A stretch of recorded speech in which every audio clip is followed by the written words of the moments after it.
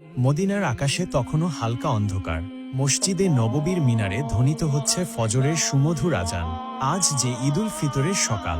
হজরত আনাস রাদিয়াল্লাহু তাআলা আনহু মনে মনে বললেন, চলুন দেখে আসি আমাদের রসূল সাল্লাল্লাহু আলাইহি ওয়াসাল্লাম আজ কি করছেন। তিনি ধীরে ধীরে নবীজির ঘরের দিকে এগিয়ে গেলেন। ঘরের দরজা তখন হালকা খোলা। সেখানে দেখা গেল রাসূলুল্লাহ সাল্লাল্লাহু আলাইহি ওয়াসাল্লাম ওযু শেষ করেছেন। তারপর তিনি সুন্দরভাবে গোসল করলেন। আনাস রাদিয়াল্লাহু তাআলা আনহু হাসি মুখে বললেন, ইয়া রাসূলুল্লাহ, আজ তো ঈদের দিন, আপনি কি কাপড় পরবেন? রাসূলুল্লাহ সাল্লাল্লাহু আলাইহি ওয়াসাল্লাম হালকা হাসলেন, বললেন, আনাস, আমরা সবচেয়ে ভালো জামা পরব আজ। আল্লাহ পছন্দ করেন তার বান্দারা যখন তার দেওয়া নিয়ামত প্রকাশ করে। তিনি আলমারি খুলে তার পরিষ্কার সাদা কাপড় বের করলেন। দামি না হলেও কাপড়গুলো ছিল খুবই পরিপাটি। মাথায় পাগড়ি বাঁধলেন।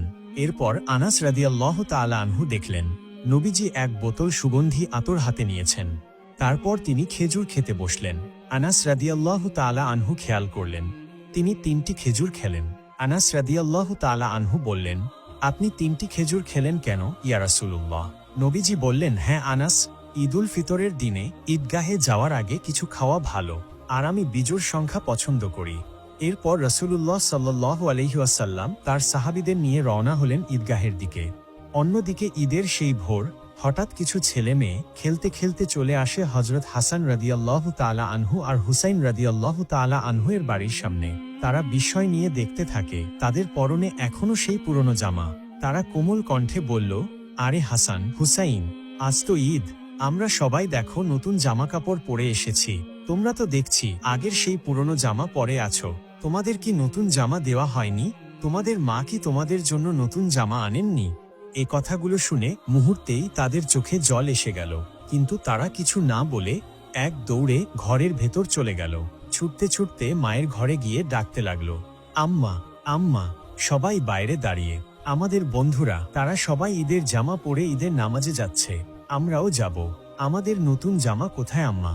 এখনই আমাদের জামা দাও, আমরা নতুন জামা পরে ঈদের নামাজে যাব। হযরত ফাতেমা রাদিয়াল্লাহু আনহা 2 ছেলের এমন আকুল মিনতি শুনে স্তব্ধ হয়ে গেলেন।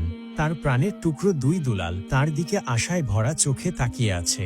তিনি জানতেন তাদের জন্য কোনো নতুন জামা নেই। ঘরে যা ছিল সবই তো শেষ। দুনিয়ার রোজগার যা ছিল তাও হযরত আলী রাদিয়াল্লাহু তাআলা আনহু আগেই গরিব দুঃখীদের মাঝে বিলিয়ে দিয়েছেন। অতঃপর তিনি নিজেকে সামলে নিয়ে কোমল কণ্ঠে বললেন, আমার সোনামণিরা, তোমরা তো এখনো গোসল করনি। আগে তোমরা দুজনে ভালো করে গোসল করে এসো। তোমাদের নতুন জামা তো দর্জির দোকানে রয়েছে, সে তৈরির কাজ শেষ করলেই আমি তোমাদেরকে পরিয়ে দিব।